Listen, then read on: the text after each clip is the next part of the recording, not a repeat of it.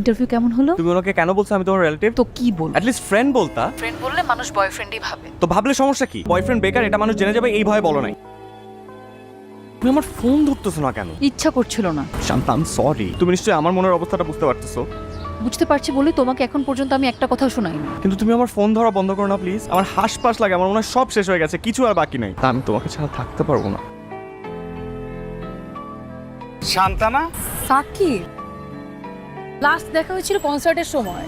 স্যাট। I পরিচয় করে দিচ্ছি, ও ইরা আর ও সঞ্চিতা আর ও আদর, আমার ইয়ের। তোমরা এখানে বসে পড়েছো, চলো শুরু করি। তোমার যেরকম একটা বন্ধু আছে আগে বলো না তো। ওর কথা আমার মাথায় ছিল না। তাতেই এত মাখামা খাবার টেবিলে তোমার পাশে গিয়ে বসলো। তোমাকে বাসায় নামায় দেওয়ার জন্য তো পাগলই হয়ে যায়। কি সাথে নেগেটিভ নাও কেন তুমি? এই গাড়ি থামান, কেন? আমার ভালো লাগছে না।